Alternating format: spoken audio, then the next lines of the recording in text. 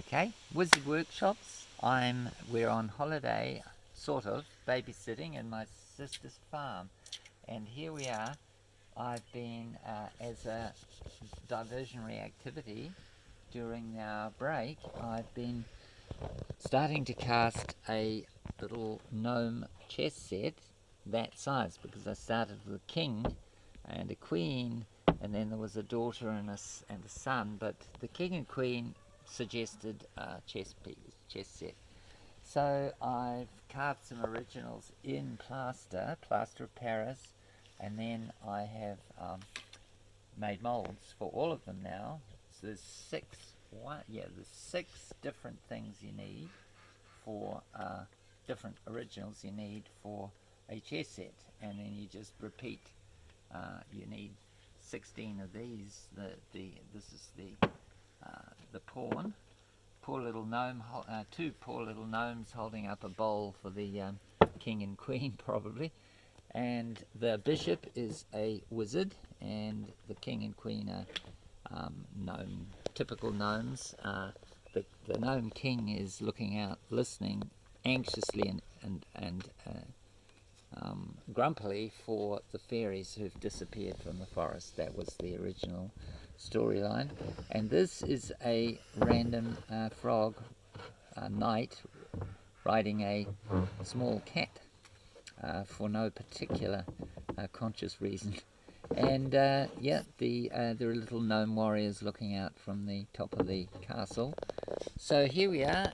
The main thing I wanted to talk about was the different, basically my method, which includes over here, dear. Here's my makeshift workshop, complete with the molds that I've already made. Come in. And these are molds made out of just ordinary tube silicone. So this particular one was $4 New Zealand, so very cheap. You can buy them at a certain place online in New Zealand, but yeah, silicone you can get quite cheaply. So the trick is to make it non-stick. You have to have some foolproof way of stopping it from sticking while it sets, and that is an issue because silicone is made to stick, and by gum it'll stick.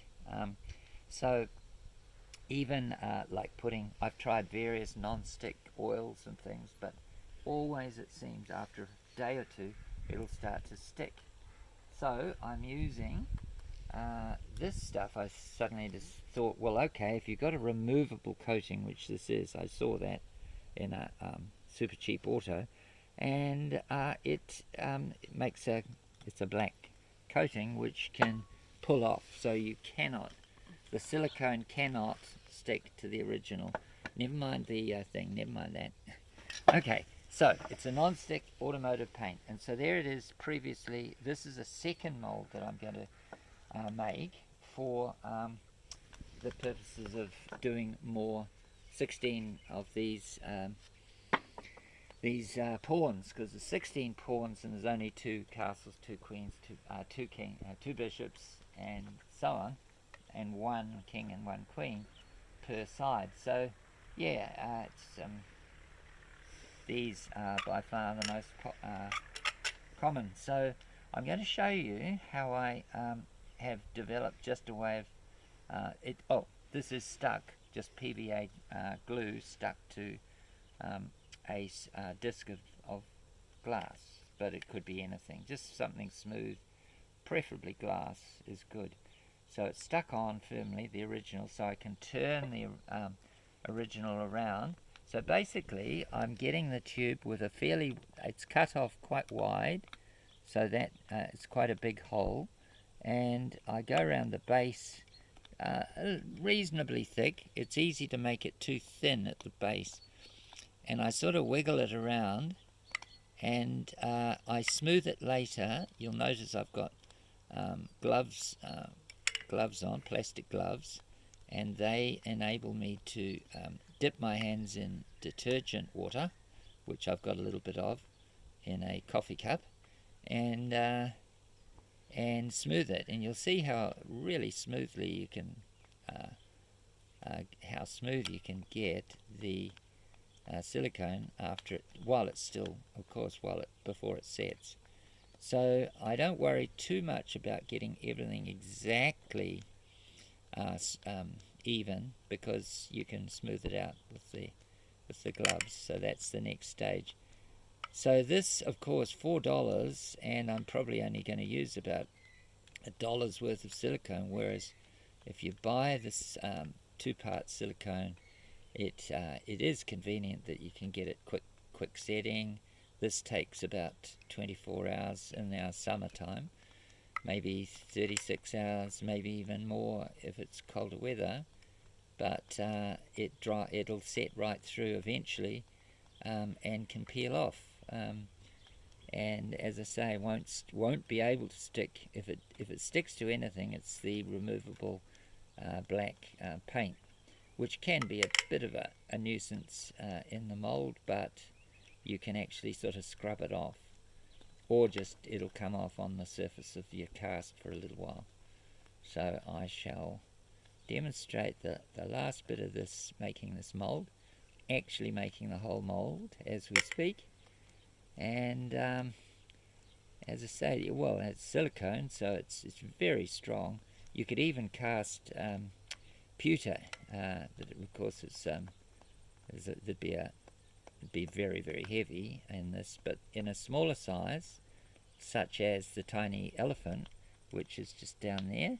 I carved a little elephant, and that's in that silicone there, and it should be just about set. So that could be used to cast in pewter. You could make a pewter elephant. I mean, a pewter anything. If it's that small, it's not going to be too heavy. So okay, now I have that. Pretty much, it doesn't have to be much thicker. Whoops, that's it. Detergent water. So it's just like you're doing the dishes, very strong dishes liquid. So probably a good squeeze, like more than what you'd use for washing dishes, but not much more. So it's not ultra strong, because my theory is if it's too strong, the detergent might interfere with, if you find that you have to put which I do often, put another squeeze on. So I don't want too strong a detergent on the surface of the new mold, but you can. I found that it seems to stick to itself pretty well, even after rubbing it with detergent water. So that's good to know. But as I say, I wouldn't push it too. I wouldn't make it like nearly pure detergent. I'd have just like this here, and you see how smooth you can get it. So the basic idea is if you can see the black through it too clearly, then it's a bit thin, and if it's just pure white and it's a big lump of it, you don't want that, because it is a moisture cure, so it has to dry from the outside in. So you don't want it to take days to dry, so you don't have it like half an inch thick, or a centimetre or so. So I'm adding a little bit on in patches, and that's okay. And you watch how easily it can be smoothed down. See that? Look at that. Pat, pat, pat. Pat, pat, pat.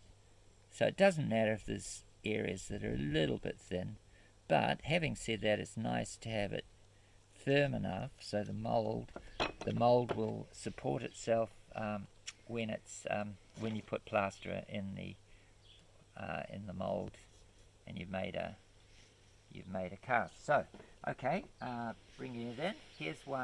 Here's the other mold, the first mold I did, and it's got a gnome inside. So let's get the gnome out, and I won't trim it up, because there's always a little bit of trimming with these molds, because it never goes on quite as evenly.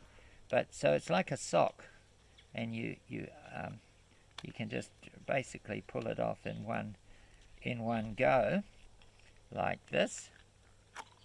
And there is the the straight out of the mold, and I'll show you this one, which has been trimmed up a little bit. Any little funny bits taken off. There I made a mistake. See, there's a bubble. I didn't rub it into the plaster. I always try and remember to smear the plaster in and get rid of bubbles that way.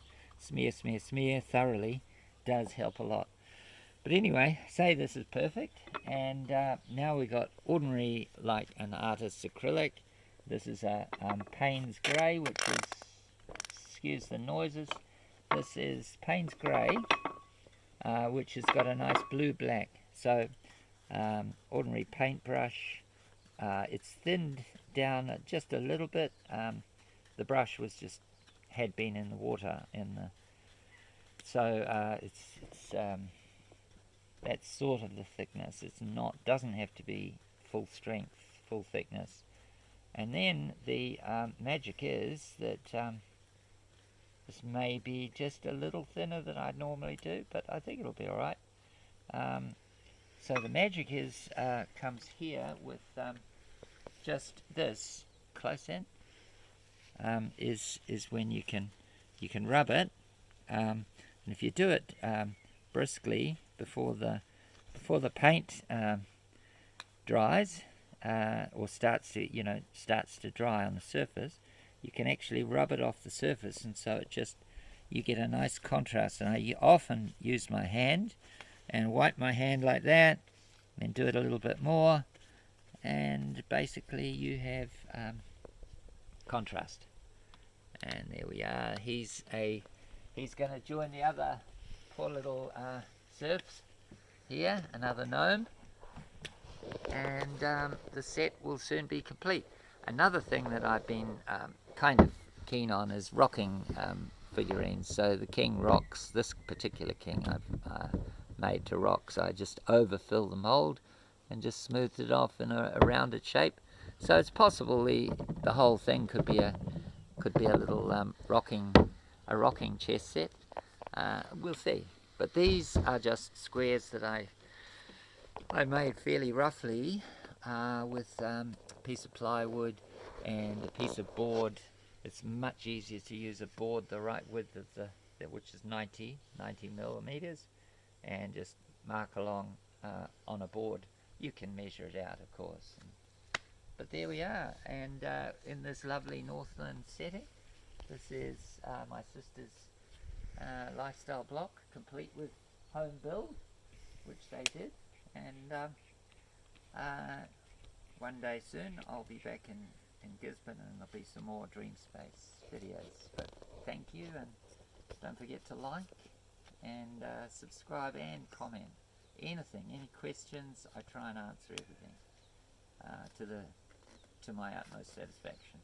So I'm actually quite clean.